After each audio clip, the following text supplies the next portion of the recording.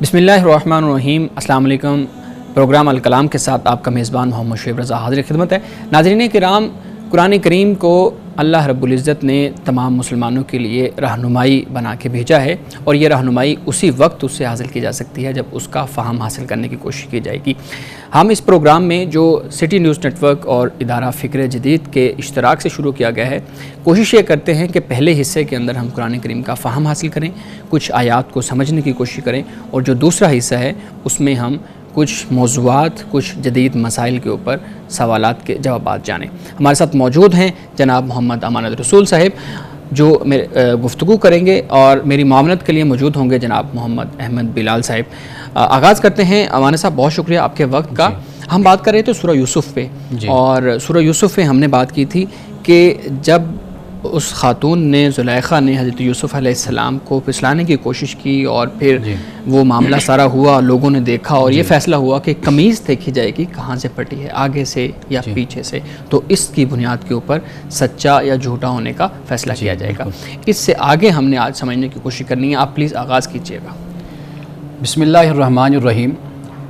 कल के बयान में एक बड़ी अहम बात जो रह गई, मैं चाहता हूँ कि मैं वहीं से ही आज अपनी गुफ्तगू का आगाज़ करूँ।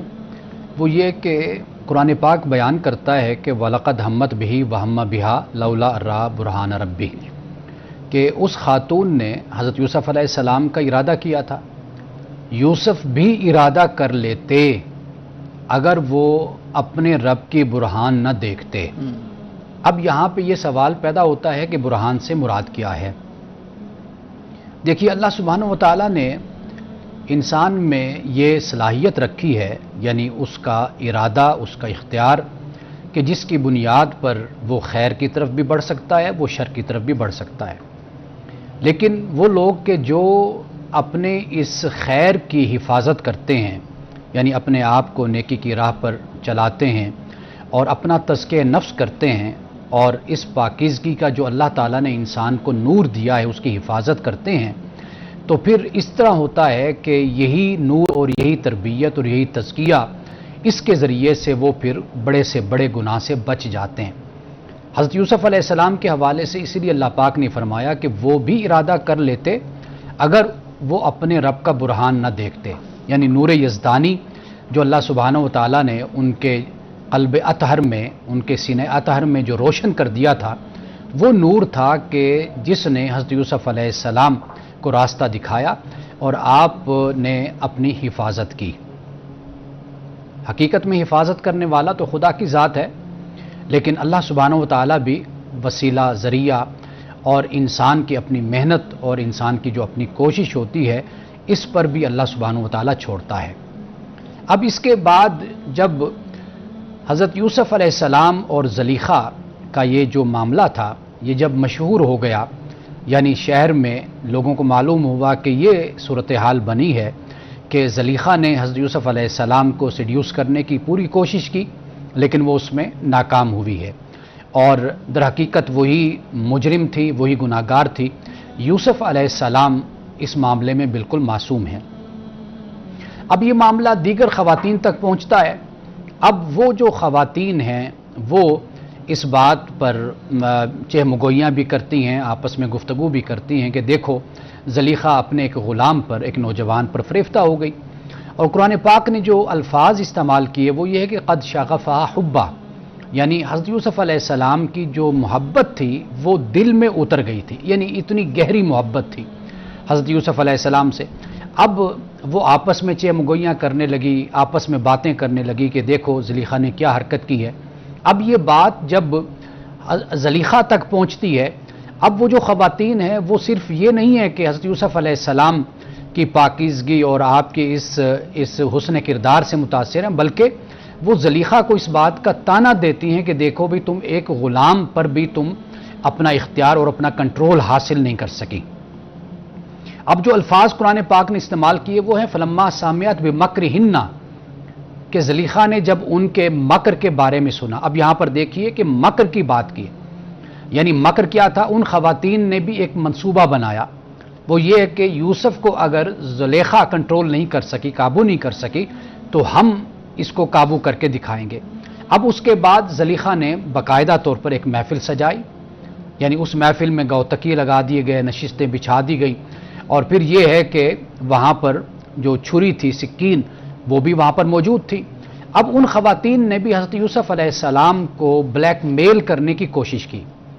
اب میں یہ الفاظ بول رہا ہوں کہ بلیک میل کرنے کی کوشش کی، لیکن ہمارے ہاں جو عام تاثر حضرت یوسف علیہ السلام کے حوالے سے یہ بیان کیا جاتا ہے کہ وہ حضرت یوسف علیہ السلام کے حسن سے متاثر ہوئیں اور پھر وہ اپنی انگلیاں کاٹ بیٹھی۔ لیکن جب ہم قرآن مجید کا مطالعہ کرتے ہیں تو ہمیں معلوم یہ ہوتا ہے کہ ان عورتوں نے بھی باقاعدہ طور پر یہ مکر اور فریب ایک چال بنی تھی کہ اگر زلیخا کے قابو نہیں آ سکا تو ہم یوسف کو قابو کر لیں گے۔ اب یہ باقاعدہ طور پر بلیک میلنگ کا ایک طریقہ تھا کہ ان کے ہاتھ میں چھری تھی اور حضرت یوسف علیہ السلام کو انہوں نے سیڈیوس کرنے کی کوشش کی اور بلیک میل کرنے کی کوشش کی۔ حضرت یوسف علیہ السلام جب ان کے اختیار میں نہیں آئے تو انہوں نے پھر چھری سے اپنی انگلیوں کو کاٹا، یعنی یہ دکھانے کے لیے کہ یہ حضرت یوسف علیہ السلام نے ہم پر حملہ کیا ہے۔ اس لیے کہ جو بلیک میلر ہوتا ہے اس کا طریقہ کار اکثر طور پر یہی ہوتا ہے، یعنی جب وہ اپنی بات منوانے پہ آتا ہے تو وہ اس بات پر بلیک میل کرتا ہے کہ میں اپنے آپ کو نقصان پہنچا لوں گا اگر تم نے میری بات نہ مانی، یعنی اپنے آپ کو نقصان پہنچانے سے یعنی مقصد یہ ہوتا ہے کہ لوگوں کو اس طریقے سے میں دکھاؤں گا کہ دیکھو میں مظلوم ہوں اور یہ شخص ظالم ہے۔ قرآن پاک کی دیگر آیات بھی اسی نظریے کو اور اسی مسئلے کو بیان کرتی ہیں۔ مثال کے طور پر جب حضرت یوسف علیہ السلام کو سیڈیوس کرنے میں یہ عورتیں ناکام رہیں اور انہوں نے کہا کہ قلنا حاشا للہ، کہ اللہ کی قسم کہ ان ھذا الا ملک کریم، کہ یہ تو کوئی باعزت فرشتہ ہے، یعنی مراد یہ ہے کہ یہ شخص کہ جسے ہم اپنی طرف راغب کر رہے ہیں اور یہ اتنا معصوم ہے اور اتنا باکردار ہے اور اتنا شریف النفس ہے کہ یہ نظر اٹھا کر بھی ہماری طرف نہیں دیکھ رہا۔ اور انہوں نے پھر حضرت یوسف علیہ السلام کو اور مختلف طریقوں سے اپنی طرف متوجہ کرنے کی کوشش کی، جیسے میں نے ذکر کیا کہ انہوں نے چھری کو استعمال کیا، لیکن وہ حضرت یوسف علیہ السلام کو اپنی طرف متوجہ کرنے میں کامیاب نہیں ہوئی۔ اب دیکھیے کہ زلیخا نے کیا کہا۔ زلیخا نے کہا کہ قالت فذلکن الذی لمتننی فی، کہ یہ ہے وہ شخص کہ جس کی وجہ سے تم مجھے ملامت کر رہی تھی، اور آگے جا کر یہ کہتی ہے کہ وَلَقَدْ رَاوَدتُّهُ عَن نَفْسِي، کہ میں نے اس کو اپنی طرف سے بہلانے پھسلانے کی کوشش کی تھی، فَاسْتَعْصَمَ، اور یہ محفوظ رہ گیا، یعنی یہ بچ گیا۔ یعنی یہاں پر خود زلیخا اس بات کو مان رہی ہے کہ میں نے اس کو بہلانے کی کوشش کی، ایسے ہی کہ جیسے ان عورتوں نے بھی بہلانے کی کوشش کی، نہ تمہارے قابو میں آیا نہ میرے قابو میں آیا، اور یہ بچ گیا۔ حضرت یوسف علیہ السلام نے اللہ کی بارگاہ میں پھر یہ دعا بھی کی تھی، اور وہ دعا یہی تھی کہ رب السجن احب الی مما یدعوننی الیہ، کہ اے میرے رب کہ یہ جو سجن ہے، قید خانہ ہے، یہ مجھے زیادہ محبوب ہے اس سے کہ جس کی طرف یہ مجھے بلاتے ہیں۔ یعنی اگر فقط حضرت یوسف کے حسن سے متاثر ہونا تھا اور انگلیاں کاٹنی تھی تو حضرت یوسف علیہ السلام یہ تو نہ فرماتے نا۔ حضرت یوسف علیہ السلام یہاں پہ یہ بیان کر رہے ہیں کہ مجھے زیادہ محبوب ہے کہ میں قید خانے میں چلا جاؤں اس سے کہ جس کی طرف یہ مجھے بلاتی ہیں، اور پھر اللہ کی بارگاہ میں یہ بھی دعا کرتے ہیں کہ وَإِلَّا تَصْرِفْ، کہ اے اللہ اگر تو نے ان کے مکر سے مجھے نہ بچایا تو کہیں ایسا نہ ہو کہ میں جاہلوں میں سے ہو جاؤں، یعنی جذباتی نہ ہو جاؤں۔ یہ بات حضرت یوسف علیہ السلام نے یہاں پر بیان فرمائی۔ اب آپ دیکھیے کہ یہ ایک پورا پلان تھا کہ جو زلیخا کے ساتھ ان عورتوں نے بھی بنایا تھا۔ اب یہاں پر جو سب سے ایک اہم بات ہے وہ میں چاہتا ہوں کہ آپ حضرات کو، ناظرین کو میں بتاؤں جو ہمارے سمجھنے والی بات ہے، اور وہ بات یہ ہے کہ حضرت یوسف علیہ السلام کے حسن کا چرچا ہمارے ہاں بہت ہوتا ہے، اور اس میں کوئی شک نہیں کہ حضرت یوسف علیہ السلام خوبصورت بھی بہت تھے، لیکن قرآن مجید حقیقت میں حضرت یوسف علیہ السلام کے کردار کو، آپ کے اعلیٰ کردار کو، اعلیٰ اخلاق کو، آپ کی عصمت کو، آپ کی عفت کو، آپ کی شرافت کو بیان کر رہا ہے۔ یہ چیز ہمارے ہاں جب ہم بیان کرتے ہیں، ہمارے ہاں یہ چیز ضمنی ہو جاتی ہے اور یہ ہم ثانوی حیثیت میں بیان کرتے ہیں، اور حضرت یوسف علیہ السلام کے حسن کو ہم اولیت دیتے ہیں اور پہلے ہم اس کو بیان کرتے ہیں، جبکہ قرآن پاک ہمیں یہ سمجھا رہا ہے کہ حضرت یوسف علیہ السلام اتنے اعلیٰ کردار کے مالک تھے کہ وہ عزیز مصر کے محل میں رہے اور مصر کے ماحول میں رہے کہ جہاں پر بالکل آزادی کا ماحول تھا، وہاں پر بھی حضرت یوسف علیہ السلام نے اپنی عفت کی اور اپنی عصمت کی حفاظت کی تھی۔ بہت شکریہ امانی صاحب، آپ کی گفتگو جاری ہے لیکن یہاں ہم نے ایک وقفہ لینا ہے۔ ناظرین چلتے ہیں ایک بریک پہ، بریک کے بعد دوبارہ ملتے ہیں۔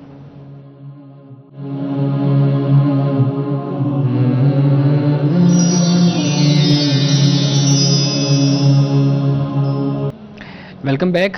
جی امانت رسول صاحب، آپ بات کر رہے تھے حضرت یوسف علیہ السلام کے بارے میں۔ جی بات یہاں پہ ہم نے ختم کی تھی کہ حضرت یوسف علیہ السلام کا حسن، آپ کی ظاہری خوبصورتی، اس کا چرچہ ہمارے ہاں بہت زیادہ ہوتا ہے، لیکن جو حضرت یوسف علیہ السلام کی سیرت کی خوبصورتی ہے، کردار کی خوبصورتی ہے، اس کا چرچہ ہمارے ہاں کم ہوتا ہے۔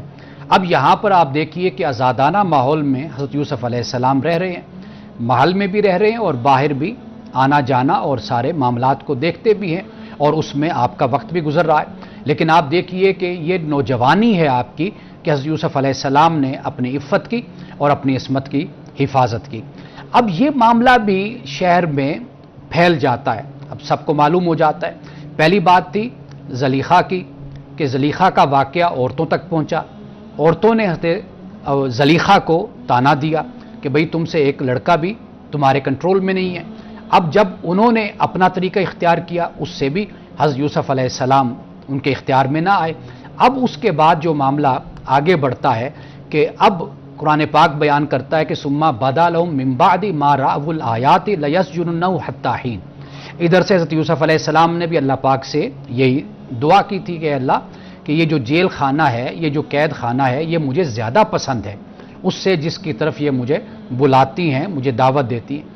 اب ادھر سے جب شہر میں یہ سارا معاملہ پھیل گیا تو اب وہ جو حکمران تھے، ذمہ دار لوگ تھے، اب انہوں نے جب دیکھا آیات، یہاں لفظ استعمال ہوا ہے، آیات سے مراد یہ ہے کہ انہیں یہ معلوم ہو گیا کہ حضرت یوسف علیہ السلام تو معصوم ہیں، بے گناہ ہیں، اور انہیں یہ بھی معلوم ہو گیا کہ دوسری طرف یہ جو عورتیں ہیں، خواتین ہیں، یہ در حقیقت مجرم ہیں، یہ گناہ گار ہیں۔ اب جب ساری حقیقت واضح ہو گئی، اب ان کے پاس اس کے علاوہ اس مسئلے کا کوئی حل نہیں تھا کہ حضرت یوسف علیہ السلام کو قید خانے میں ڈال دیا جائے۔ تو اس طریقے سے حضرت یوسف علیہ السلام کو پھر قید خانے میں حتی حین، ایک مدت تک پھر انہوں نے قید خانے میں ڈال دیا۔ اس کا جو فائدہ وہ حاصل کرنا چاہتے تھے وہ فائدہ یہ تھا کہ جب تک یوسف باہر رہیں گے اسی طریقے سے یہ مسئلہ لوگوں کی نظر میں رہے گا اور لوگ اس بات کا تقاضا کریں گے کہ بھئی اگر جو مجرم ہے یا گناہ گار ہے اس کو سزا کیوں نہیں دی گئی؟ اگر گناہ گار زلیخا ہے، عورتیں ہیں، تو ان کو سزا دی جائے، اگر گناہ گار نعوذ باللہ اگر یوسف ہیں تو ان کو سزا دی جائے۔ تو حکمرانوں نے، اس وقت کے ذمہ دار لوگوں نے یہ کام کیا کہ حضرت یوسف علیہ السلام کو جیل میں ڈال کر یہ دکھا دیا کہ یوسف در حقیقت اس کے ذمہ دار ہیں۔ اب ایک بات جو سب سے اہم ہے، سب سے اہم بات، وہ بات یہ ہے کہ آپ دیکھیے کہ اللہ سبحانہ و تعالیٰ نے حضرت یوسف علیہ السلام کو کنویں سے عزیز مصر کے محل تک پہنچا دیا۔ حالانکہ وہاں کا اگر ہم ماحول دیکھیں تو ماحول جیسے قرآن پاک نے بیان کیا، اور اگر آپ تاریخ کو بھی پڑھیں گے تو آپ کو معلوم ہوگا کہ وہ ایک آزادانہ ماحول تھا، اور وہاں پر جو رسوم اور رواج تھے اور ایک طرز زندگی تھی، قرآن پاک نے اس کا بھی تعارف کروایا۔ تاریخ کو پڑھیے، اسی طرح کا تعارف تاریخ میں بھی ہے۔ لیکن آپ یہ دیکھیے کہ اللہ سبحانہ و تعالیٰ نے حضرت یوسف کو اس ماحول میں بھیجا، حالانکہ وہ آزاد ماحول ہے، لیکن مقصد کیا تھا؟ مقصد تھا حکمرانی، حکمرانی کے اصول، ضابطے، طرز حکمرانی۔ وہ اس کی تربیت محلات میں ہی ہو سکتی تھی، اس کی تربیت اسی ماحول میں ہو سکتی تھی، حکومت کرنے والوں کے درمیان رہ کر ہو سکتی تھی۔ حضرت یوسف علیہ السلام کو اللہ تعالیٰ نے وہاں پر بھیجا تاکہ اجتماعی طور پر یوسف کی یہ صلاحیت کھلے اور پروان چڑھے کہ وہ آنے والے وقت میں مصر پہ حکمرانی کرے۔ تو اللہ تعالیٰ نے یہ بات پیش نظر فرمائی اور اس بات کو یہاں پر بیان بھی کر دیا۔ لیکن دوسری بات کہ جو ذاتی کریکٹر کی بات ہے، وہ ذمہ داری پھر انسان کی ذاتی طور پر ہوتی ہے، یعنی وہ لوگ، وہ نوجوان کہ جو تعلیم کے سلسلہ میں، سائنس کے سلسلہ میں، ٹیکنالوجی کے سلسلہ میں، اعلیٰ تعلیم کے سلسلہ میں یورپ اور مغرب میں جاتے ہیں، وہ جاتے ہیں وہاں پر وہ تعلیم حاصل کرتے ہیں اور وہاں پر ان کو ایکسپوجر ملتا ہے، اور جب وہ وہاں سے واپس آئیں گے تو اپنے ملک کی بہترین طریقے سے خدمت کریں گے۔ اب جہاں تک معاملہ یہ ہے کہ وہاں پر بے راہ روی ہے، وہاں پر آزادی ہے، یہ ذمہ داری پھر انسان کی ذاتی طور پر ہو جاتی ہے کہ وہ اپنے کریکٹر کی، اپنے کردار کی کس طریقے سے حفاظت کرتا ہے، اور پھر اس کے لیے ضروری ہوتا ہے کہ انسان اپنا تزکیہ نفس کرے اور اپنے آپ کو پاک اور صاف رکھے، اپنے نظریات کو، اپنے خیالات کو، اپنے تصورات کو اور اپنے ماحول کو اچھا رکھے، تو اس کے ذریعے سے انسان کا جو ذاتی کردار ہے وہ متاثر نہیں ہوتا۔ حضرت یوسف علیہ السلام کی کہانی، آپ کا قصہ اور آپ کی جو سرگزشت ہے وہ ہمیں یہ بتاتی ہے۔ بہت شکریہ امانت رسول صاحب۔ اچھا، کچھ سوالات ہیں، جیسے ہمارا ایک طریقہ کار ہے کہ ہم آپ کی گفتگو کے بعد آپ کی گفتگو سے ہی جو ڈرائیو کیے گئے سوالات ہوتے ہیں وہ آپ کے سامنے رکھتے ہیں۔ کچھ سوالات ہیں میں آپ کے سامنے رکھتا ہوں۔ اچھا، ایک تو ہم دیکھتے ہیں کہ سورہ یوسف کے اندر حضرت یوسف کی جو آزمائشیں ہیں وہ بڑھ رہی ہیں، ایک سے نکلتے ہیں تو دوسری، جیسے آپ نے پچھلے پروگرام میں بات بھی کی تھی کہ ایک آزمائش وہ بھائیوں کا حسد، ٹھیک ہے، دوسری آزمائش کنویں کے اندر ڈالنا، تیسری آزمائش یہ جو ہے نا وہ فریب زلیخا کا اور اس طرح معاملہ، اور چوتھی آزمائش اب دوبارہ وہ ان خواتین کے سامنے لا کے کھڑا کر دیا جو خود آپ کو اپنی طرف جو ہے نا مائل کرنا چاہتی ہیں، پھر پانچویں آزمائش یہ کہ قید میں ڈال دیا۔ آزمائش پہ آزمائش آ رہی ہے۔ اچھا، ہمارے ہاں بیان یہ کیا جاتا ہے، میں آپ سے بھی اس پہ رائے چاہوں گا کہ رسول اللہ صلی اللہ علیہ وآلہ وسلم کی زندگی میں بھی تقریباً اسی طرح کی آزمائشیں تھیں اور مماثلت بہت زیادہ سورہ یوسف کے معاملات کو ملتی ہے، تو اس پہ گفتگو کیجیے گا۔ دیکھیے، قرآن مجید میں بہت سے ایسے مقامات ہیں کہ جن میں در حقیقت جو تعلیم ہے اور جو ہدایت ہے، ایک تو مسلمانوں کے لیے، دوسری طرف سے جو اس وقت کے کفار ہیں، بالکل صحیح، متعصب لوگ ہیں، ان کے لیے بھی ایک واضح اشارہ موجود ہے۔ صحیح ہے، جیسے یہاں پر بھی اور سورۃ الکہف میں بھی، انشاءاللہ اس کے بعد ہم سورۃ الکہف کا مطالعہ کریں گے۔ اب یہاں پر آپ دیکھیے کہ اس سورت میں اللہ سبحانہ و تعالیٰ نے حضرت یوسف علیہ السلام کا جو واقعہ ہے، بالکل اس میں کافی مماثلت رسول اللہ صلی اللہ علیہ وسلم کی زندگی کے ساتھ ہو جاتی ہے۔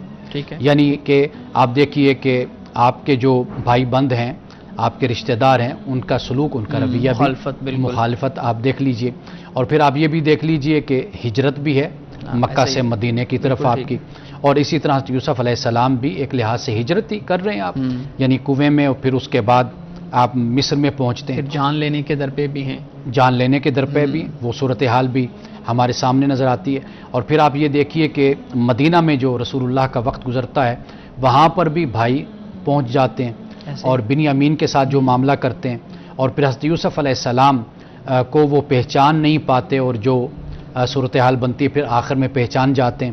اسی طرح رسول اللہ صلی اللہ علیہ وسلم بھی مدینہ کا جو وقت گزرتا ہے آپ کا، وہ فتح مکہ کی صورت سامنے آتی ہے، اور بالکل ایز اٹ از وہی الفاظ کہ جو حضرت یوسف علیہ السلام نے فرمائے، قرآن پاک نقل کرتا ہے لا تثریب علیکم اليوم، یہی الفاظ بالکل رسول اللہ صلی اللہ علیہ وسلم نے بھی فرمائے۔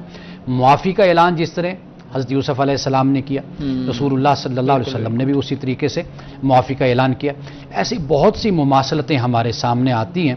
یہ در حقیقت ایک، جیسے قرآن نے کہا نا کہ لقد کان فی اخوتہ آیات للسائلین، یعنی حضرت یوسف علیہ السلام کے اس واقعے میں اور اس کے بھائیوں کے واقعے میں یہ سائلین کے لیے، سوال کرنے والوں کے لیے نشانیاں ہیں۔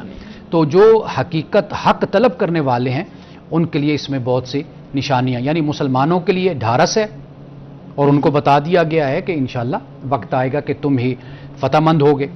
دوسری صورت میں کفار کو بھی بتا دیا کہ جس طرح برادران یوسف ناکام ہوئے اسی طرح تم لوگ بھی ناکام ہوگے۔ تو یہ اس طرح، اگر یہ باقاعدہ ایک آپ یوں سمجھ لیجئے کہ موضوع ہے کہ کسی وقت ہم اس پر بات کریں تو میں ایک ایک جز کے ساتھ میں آپ کو بتاؤں کہ کس طرح رسول اللہ کی زندگی کی مماثلت حضرت یوسف علیہ السلام کی سرگزشت کے ساتھ ہوتی ہے۔ بالکل، بڑی خوبصورت آپ نے بات کی ہے، ہم اس کے اوپر ایک پروگرام رکھیں گے۔ ہماری کوشش ہے کہ ہم سورہ یوسف کو جب مکمل کر لیں، کمپلیٹ سمجھ لیں، تو اس کے بعد پھر ہم اس طرح کا ایک پروگرام رکھیں گے جس میں بہت اچھے طریقے سے آپ نے بیان کیا کہ کیسے ہر چیز کے اندر مماثلت ہمیں رسول اللہ صلی اللہ علیہ وسلم کی زندگی سے ملتی ہے۔ اچھا، اگلا سوال آپ نے اس کے اوپر بات تو کر دی ہے، لیکن میں چاہتا ہوں کہ مزید کلیئرٹی کے ساتھ بات ہو جائے، اور ایک پہلو میں آپ سے پوچھنا بھی چاہتا ہوں۔ آپ نے بتایا کہ حسن یوسف کے اوپر جو بات ہوتی ہے ہمارے ہاں بیان کیا جاتا ہے کہ ان خواتین کے ہاتھ میں پھل تھا اور انہوں نے پھل کاٹنے کی بجائے انجانے کے اندر پھل کاٹ رہی تھیں لیکن کاٹ ہاتھ لیا، جبکہ آپ نے بیان کیا کہ قرآن بھی اسی چیز کو بیان کرتا ہے کہ وہ باقاعدہ طور پہ انہوں نے پلانڈ تھا کہ ہاتھ ہی کاٹنا ہے اور باقاعدہ دکھانا ہے کہ یہ دیکھو ہم نے کیا کیا. تو حسن یوسف پہ قرآن اور رسول اللہ صلی اللہ علیہ وآلہ وسلم کی جو احادیث ہیں اس میں سے کیا ڈیٹا ملتا ہے؟ مطلب پہلے تو آپ یہ بیان کیجئے گا کہ قرآن حسن یوسف پہ بات کرتا ہے جس طریقے سے ہمارے ہاں خوبصورتی کا استعارہ اور اس کے بعد پھر یہ کہ ہر چیز کے اندر اشعار ہیں، نثر ہے، اس میں حضرت یوسف علیہ السلام کی شخصیت کو. تو آپ اس پہ گفتگو کیجئے گا. ابھی ہم نے ایک لینا ہے وقفہ، اس کے بعد آپ ضرور اس پہ گفتگو کیجئے گا. ناظرین چلتے ہیں ایک بریک پہ، بریک کے بعد دوبارہ ملتے ہیں.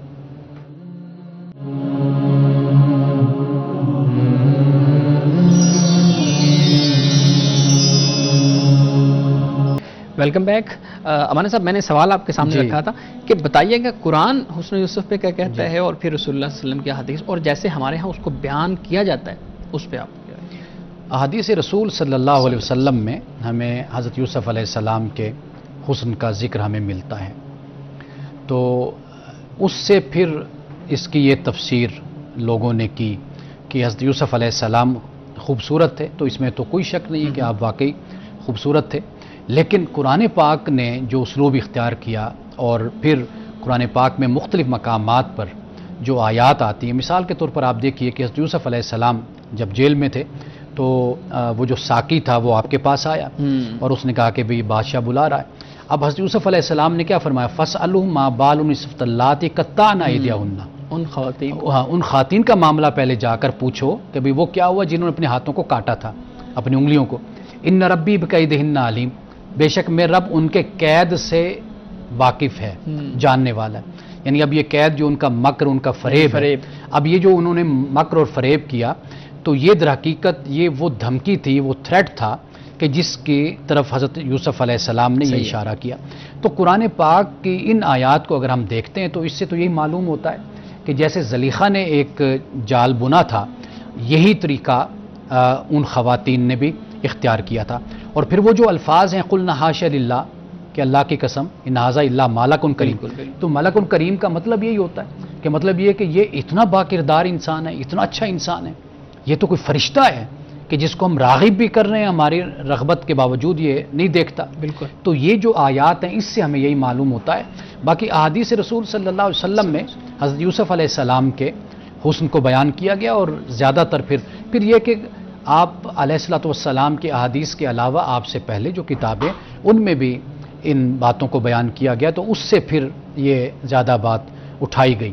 دیکھیے کہ حضرت یوسف علیہ السلام خوبصورت تھے، اس پر کہانیاں بن سکتی تھیں اور باتوں کو بیان کیا جا سکتا تھا. ہمارے خطیب اور سٹوری ٹیلر، سٹوری رائٹر، یہ آپ دیکھ لیجئے کہ انسانی تاریخ میں وہ چیزیں کہ جو سہل ہوں، آسان ہوں، لوگوں کو عمل کی طرف نہ بلانے والی ہوں، الٹا لوگوں کو سلانے والی ہوں، وہ لوگوں کو باتیں زیادہ پسند آتی ہیں. لیکن جب آپ لوگوں کو جگائیں گے، بتائیں گے کہ بھی حضرت یوسف علیہ السلام کا کردار تھا، ان کا اخلاق تھا، خوبصورت تو تھے ہی وہ، لیکن اصل جو چیز تھی وہ ان کا جو گوہرے نایاب جس کو کہتے وہ آپ کا کریکٹر تھا.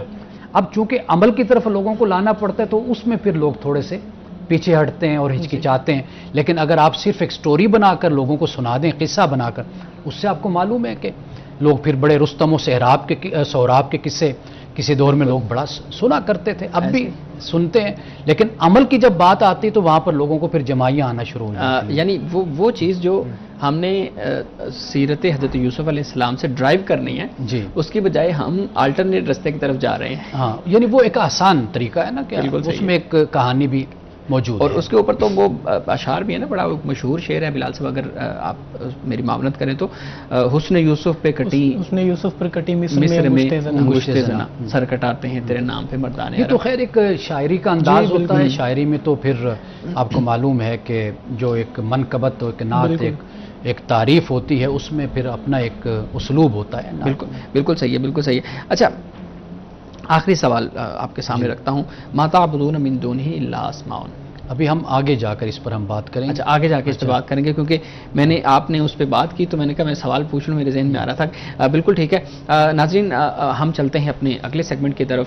آپ کو معلوم ہے کہ ہمارے پاس کچھ سوالات ہوتے ہیں جو جدید دور کے مطابق ہوتے ہیں، ان پہ ہم ایک نئے نقطہ نظر سے رائے لینے کی کوشش کرتے ہیں. ہمارے ساتھ موجود ہیں جناب بلال صاحب. بلال صاحب آپ کے پاس کچھ سوالات ہوں گے، امانت صاحب کے سامنے ایک ایک کر کے رکھیے گا تاکہ ہم ان سے جواب جان سکیں. پلیز. بہت شکریہ شعیب صاحب. سر میرا سوال قرآن کے متعلق ہی ہے. ہمارا پروگرام الکلام کیونکہ قرآن کو سمجھنے کے لیے ہے، جی. تو پہلا سوال میرا یہ ہے کہ ایک عام آدمی قرآن کو کیسے سمجھ سکتا ہے، اور قرآن کو سمجھنے کے لیے کن کن علوم پر دسترس ہونا ضروری ہے؟ دیکھیے پہلی بات تو یہ ہے کہ اگر آپ دو حصوں میں اس جی. بات کو بنا لیں جی تو بات سمجھنے میں آسانی ہو جائے گی. ٹھیک ہے. ایک دیکھیے قرآن مجید نے کہا وَلَقَدْ يَسَّرْنَا الْقُرْآنَ لِلذِّكْرِ فَهَلْ مِن مُدَّكِرٍ، جی کہ ہم نے قرآن پاک کو نصیحت کے لیے آسان کیا، کوئی ہے جو نصیحت حاصل کرے. ایک لیول ہے قرآن مجید کا، ایک سطح، ایک درجہ ہے کہ جہاں ایک عام آدمی جب قرآن کو پڑھتا ہے اس سے انسان نصیحت حاصل کرتا ہے. یعنی مثال کے طور پر قرآن پاک پڑھیں گے تو قرآن پاک میں انبیاء علیہ السلام کے واقعات میں بیان ہے، جی قرآن پاک میں قیامت کا بھی ذکر ہے، قرآن پاک میں انسان کی جو یہ زندگی ہے، عارضی زندگی، فانی زندگی، اس کا بھی ذکر ملتا ہے. قرآن پاک میں ایمان اور کفر کے بارے میں بتایا گیا، جی اچھے لوگوں کا انجام، برے لوگوں کا انجام، جیسے فرعون ہے، نمرود ہے، حامان ہے، قارون ہے، ان کا جو انجام ہے، کردار ہے، وہ بھی بیان کیا گیا. یہ یعنی کہ ایک عام آدمی کو جتنی ضرورت ہوتی ہے نا جی اپنے کریکٹر، اپنے کردار کو بہتر کرنے کے لیے، اپنے اندر اخلاص اور تقویٰ پیدا کرنے کے لیے قرآن اس کی ضرورت کو پورا کرتا ہے. ایک بات. دوسرا درجہ ہے وہ اکیڈیمک لیول ہوتا ہے، یعنی اس میں پھر یہ ہوتا ہے کہ آپ قرآن پاک کی تاریخ کو سمجھنا چاہتے ہیں، پڑھنا چاہتے ہیں. مثال کے طور پر انبیاء علیہ السلام ہیں، یقین علاقوں میں گئے، وہ کون سے علاقے تھے، وہاں کی قومیں کیسی تھیں، ان کی نیچر، ان کا مزاج، ان لوگوں کا اخلاق، کردار کیسا تھا. پھر آپ یہ ان کا پھر زمانہ کون سا بن جاتا ہے. اب یہ پوری ایک تاریخ بن جاتی ہے. پھر قرآن پاک کی جو فصاحت و بلاغت ہے، عربی زبان کی اپنی ایک پوری تاریخ بن جاتی ہے، زمانہ جاہلیت کا لٹریچر ہے. اب گویا کہ پھر قرآن پاک سے آپ عقائد بھی پڑھتے ہیں، پھر دیکھتے ہیں کہ قرآن پاک خدا کے بارے میں بات کرتا ہے تو کیسے کرتا ہے، نبوت کے بارے میں بات کر رہا ہے تو کیسے کر رہا ہے، آخرت کے بارے میں کیا بتاتا ہے، اسی طرح رسول اللہ صلی اللہ علیہ وسلم کے بارے میں کیا بتاتا ہے. پھر یہ ایک علمی پہلو ہو جاتے ہیں. پھر اسی طرح عبادات پر ہیں کہ نماز کے بارے میں قرآن نے کہا، کتنا کہا، روزہ ہے، زکوٰۃ ہے، حج ہے. پھر اسی طریقے سے آپ معاملات کی طرف آ جاتے ہیں جی کہ قرآن پاک نے معاملات کو کس طرح بیان کیا. والدین ہیں، اولاد ہیں، رشتہ دار ہیں، ہمسائے ہیں، سب کے بارے میں، یتامہ ہیں، مساکین ہیں، وابن السبیل، مسافر ہیں. اب پھر یہ پہلو آ جاتا ہے. تو گویا کہ پھر آپ اگر اکیڈیمک لیول پہ جاتے ہیں تو پھر تو آپ کو باقاعدہ طور پر علم حاصل کرنا ہوتا ہے، مختلف علوم کچھ پر علوم میں آپ کو مہارت لینی ہوتی ہے. پھر قرآن پاک کو آپ پڑھتے ہیں. دیکھیے ایک چیز ہے اپنے لیے، جی جب آپ بتانے کے مقام پر آتے ہیں تو خود پڑھنا، خود سمجھنا ایک علیحدہ لیول ہے. لیکن جب آپ بتانے کے لیول پر آتے ہیں، دوسروں کو سنانے کے، جی پڑھانے کے، تو پھر آپ کو چاہیے کہ آپ پھر چند علوم جو ہیں جو قرآن پاک سے ریلیونٹ ہیں، ضرور کم از کم اس میں کچھ نہ کچھ آپ کو شد بدھ ہونی چاہیے. سر ایک بات مجھے آپ بتائیں، میں نے قرآن سمجھنا ہے، جی. میں بالکل ان پڑھ ہوں، میں قرآن کو سادہ سادہ پڑھتا جاؤں تو کیا کافی ہے میرے لیے میں اتنا قرآن سمجھ جاؤں؟ ہمیں بڑا مشکل کہا جاتا ہے کہ قرآن اللہ کو سمجھنے کی کوشش تو کریں کہ اللہ آپ کو بتا کیا رہے ہیں، اللہ کیا فرما رہے ہیں. یعنی یوں پریٹینڈ کیا جاتا ہے جیسے کوئی بہت ہی مشکل چیز ہے. تو میرے جیسا ایک عام انسان صرف ترجمہ پڑھ لے، کیا اس کے لیے کافی ہے کہ اس نے قرآن کو سمجھ لیا ہے، یا پھر اس کو ضروری ہے کہ وہ علماء کے پاس جائے، ایک عالم کے پاس، دوسرے عالم کے پاس؟ اس بارے میں آپ بتائیں. دیکھیے پہلی بات یہ ہے کہ انسان دنیا کے بہت سے شعبوں میں ترقی کرتا ہے، جی تو وہاں پر تو کوئی ایسی رکاوٹ نہیں ہے نا. یعنی کوئی کمپیوٹر لائن میں جانا چاہتا ہے وہ اس میں مہارت حاصل کر لیتا ہے، کوئی اور اپنا زبانیں سیکھنا چاہتا ہے وہ اس میں مہارت حاصل کر لیتا ہے. اگر آپ کسی ایک آئیڈیالوجی کے ساتھ، مثلا آپ ایک دین اور ایک مذہب کے ساتھ جڑتے ہیں تو کم از کم ایک بنیادی ذمہ داری تو آپ کی یہ بنتی ہے نا کہ وہ معاملات اور وہ مسائل کے جن سے آپ کو آگاہی ہونی چاہیے تو ان کی آگاہی تو آپ پر لازم اور ضروری ہے نا. جی بالکل. یعنی مثال کے طور پر آج کے دور میں قرآن مجید ہے تو آپ قرآن مجید کی زبان پر آپ کو مہارت اگر نہیں ہے تو جی. اس کے ترجمے موجود ہیں. آپ اس کو پڑھ سکتے ہیں. تو کم از کم اتنا تو آپ کو پتا ہو نا کہ آپ اگر مسلمان ہیں، مومن ہیں، تو آپ کو اللہ تعالیٰ نے کتاب بھی دی ہے، نازل کی ہے، تو اس کتاب میں لکھا ہوا کیا ہے جی بالکل، اس کو تو دیکھیں نا. بالکل. تو ہم باقی زندگی کے معاملات میں تو ماہر ہوتے ہیں، مہارت بھی حاصل کر لیتے ہیں، لیکن کم از کم جو دین ہے، اللہ کی کتاب ہے، کم از کم اس کے بارے میں اتنا علم تو ضرور ہم حاصل کریں نا کہ جس سے ہمیں یہ تو پتا ہو نا کہ حلال حرام کیا ہیں، جی، فرائض کیا ہیں ہماری زندگی میں، کن باتوں کی ضرورت ہے کہ ہم ان کو اختیار کریں. تو یہ کم از کم انسان کو اتنا شعور اور اتنا علم ہونا چاہیے. جی سر. بلال صاحب آپ کے پاس مزید سوالات؟ جی بالکل. ابھی وقت ہوا ہے ایک بریک کا. ناظرین ایک بریک لیں گے، بریک کے بعد دوبارہ سوالات کی طرف آتے ہیں.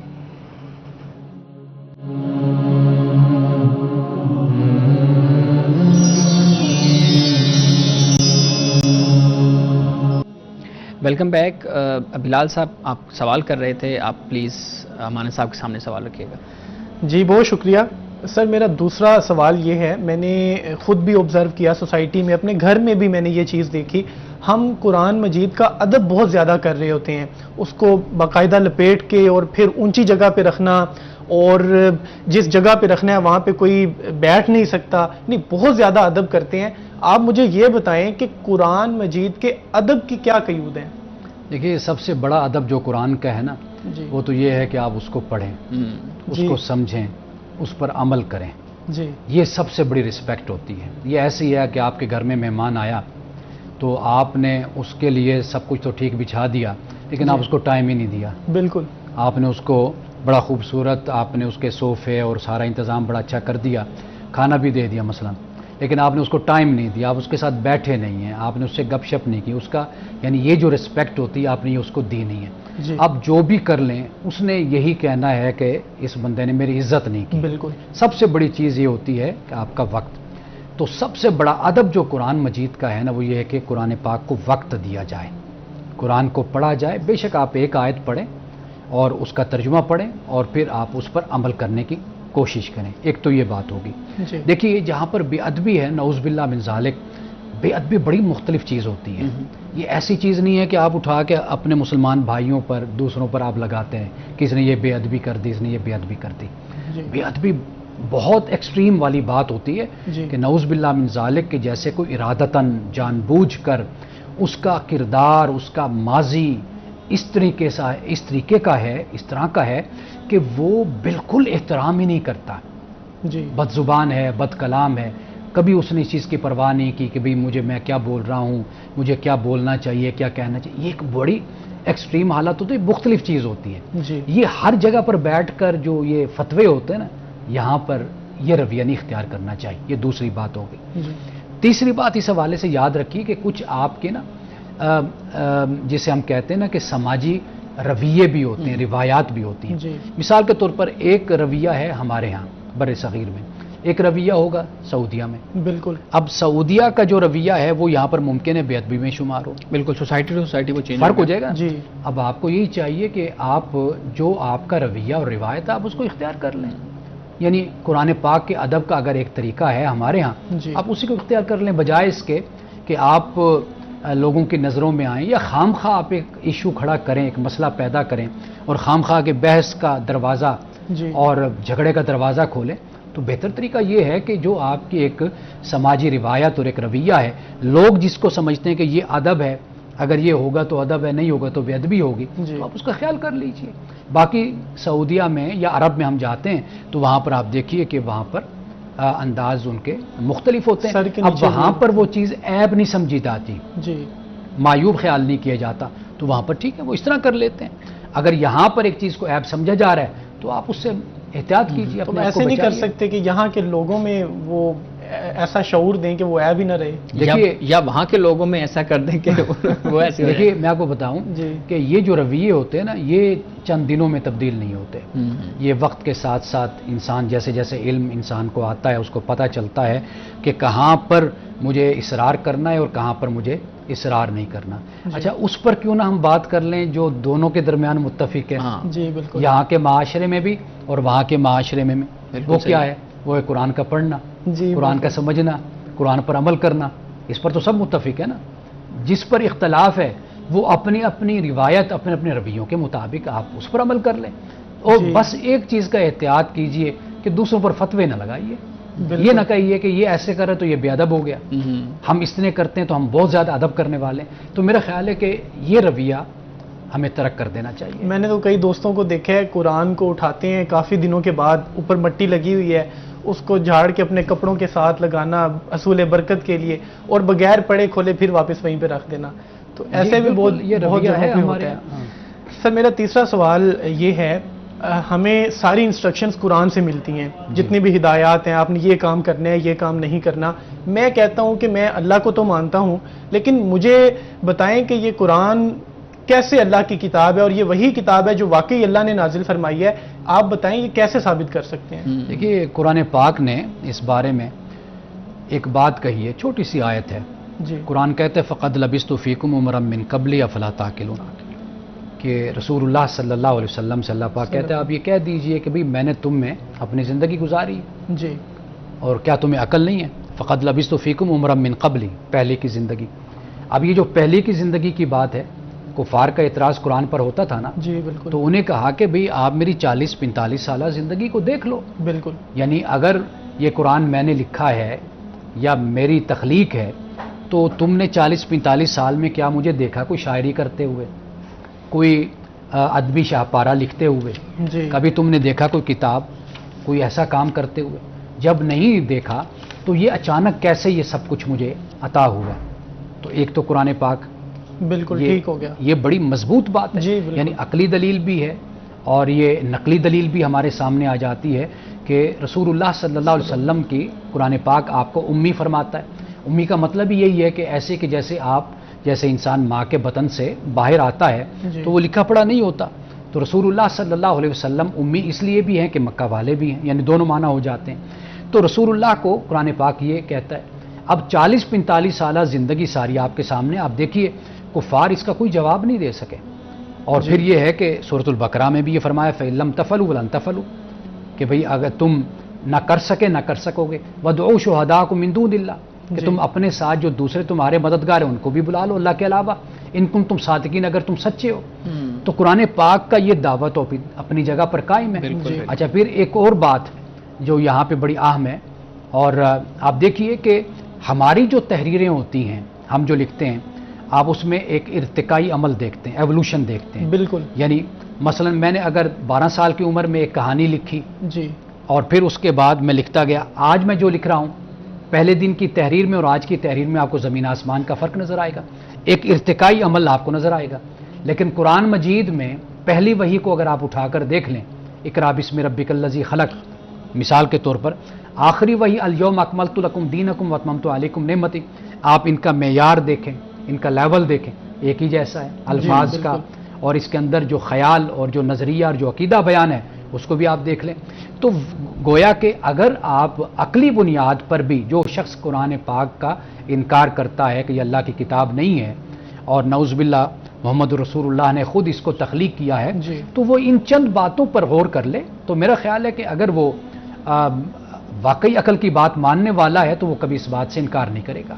سر آپ نے ساری باتیں ٹھیک کہی ہیں، اور اس بات کو بھی مان لیا جائے کہ یہ واقعی وہی کتاب ہے جو رسول اللہ صلی اللہ تعالی علیہ وسلم پر آہستہ آہستہ نازل ہوئی، لیکن یہاں پہ پھر بھی اعتراض ہوتا ہے کہ صحابہ کرام نے، خلفائے راشدین نے جب لکھوائی تب بھی اس میں تبدیلی ہو سکتی تھی، بدل سکتے تھے آیات کو، یا ہو سکتا ہے کچھ کم ہو گئی ہوں، کچھ ایکسٹرا ہو گئی ہوں، ان کا جواب آپ کیا دیں گے؟ اچھا پہلی بات تو یہ ہے کہ وہ جو روایات بیان کی جاتی ہیں وہ مستند نہیں ہیں، وہ من گڑھت ہیں، موضوع ہیں۔ خود قرآن پاک کو اگر ہم پڑھتے ہیں تو ہمیں یہ معلوم ہوتا ہے کہ اللہ تعالیٰ نے جگہ جگہ کتاب کا لفظ استعمال کیا۔ ایک تو قرآن کے اندر سے شہادت ہمیں مل جاتی ہے، دوسری شہادت ہمیں باہر بھی ملتی ہے کہ رسول اللہ صلی اللہ علیہ وسلم نے قرآن پاک جیسے جیسے نازل ہوتا تھا صحابہ حفظ بھی کرتے تھے اور تلاوت بھی کرتے تھے، نماز میں رائج کر دیا گیا، قرآن پاک گویا کہ صحابہ کا، مسلمانوں کا کلچر بن گیا، یعنی اس طریقے سے قرآن کو رائج کیا گیا کہ یہ ممکن ہی نہیں ہو سکتا کہ کوئی آیت ادھر سے ادھر ہو جائے، یعنی اس طریقے سے صحابہ نے حفظ بھی کیا، نماز میں پڑھا، پڑھایا، امامت میں پڑھایا، تہجد میں پڑھا، خود گھر میں بیٹھ کر قرآن کی تلاوت کی، ایک دوسرے کو سنایا۔ صحابہ کا کلچر یہ تھا، ایک دوسرے سے ملتے تھے نا تو قرآن سناتے تھے، اور جب ایک دوسرے سے علیحدہ ہوتے تھے تب بھی قرآن سناتے تھے. تو یہ جو روایات کی بات ہے کہ حضرت ابو بکر صدیق اور پھر سیدنا عثمان غنی رضی اللہ تعالیٰ عنہما، یہ جو روایات ہیں یہ ایسی ہیں کہ اس پر بہت کام ہو چکا ہے اور ان روایات کو بتایا جا چکا ہے کہ یہ درست نہیں ہے. بس اس حد تک کام ہوا خلفائے راشدین کے زمانے میں جس حد تک ایک اسلامی ریاست کرتی ہے، اور وہ کیا ہے، وہ لوگوں میں قرآن کو عام کرتی ہے، قرآن پاک کو پھیلاتی ہے، جیسے آج کی حکومتیں اور آج کی مسلم ریاستیں کرتی ہیں. جی سر، بہت شکریہ. شیخ صاحب مجھے بتائیں، ٹائم ہے ہمارے پاس 1 منٹ ہے، اگر کوئی مختصر سوال ہے تو وہ ضرور کیجیے گا. جی ٹھیک ہے، میں بس ایک کوشچن پہلے سے ریلیٹڈ ہے وہ پوچھ لیتا ہوں. آپ یہ بتائیں، جو ادب کے بارے میں ہم نے بات کی، کیا یہ بات ٹھیک ہے کہ قرآن کو ہم اپنے سر کے نیچے تکیہ بنا کے رکھیں، لیٹ رہے ہیں، یا پھر جس تکیے پہ ہم قرآن کو رکھ رہے ہیں پڑھنے کے لیے اسی پر لیٹ کر سو جائیں؟ دیکھیے اب یہ سوال بھی اسی رویے سے متعلق ہو جاتا ہے. آپ عرب میں جاتے ہیں تو وہاں پر آپ کو ایسی صورت ملتی ہے، بالکل ایسی تو لیکن ہمارے ہاں اس کو معیوب خیال کیا جاتا ہے، بے ادبی خیال کیا جاتا ہے. آپ اسی چیز کا خیال کیجیے. جی سر ٹھیک ہے، بہت شکریہ. بہت شکریہ بلال صاحب، آپ بہت اچھے سوال لے کے آئے ہیں. بہت شکریہ مانک صاحب، آپ نے پروگرام کے پہلے حصے میں اور دوسرے حصے میں بہت خوبصورتی سے سوالات کے جو ہے جوابات وہ دیے ہیں. ناظرین، ہمارے پروگرام کا جو وقت ہے وہ اپنے اختتام کو پہنچ رہا ہے. اس دعا کے ساتھ اپنے پروگرام کا اختتام کریں گے. خدا تعالی ہمیں حسن کلام اور تاثیر کلام عطا فرمائے، ہماری زبان کی گروں کو کھول دے اور سننے والوں تک خیر کا پیغام پہنچے. اجازت دیجیے، خدا حافظ.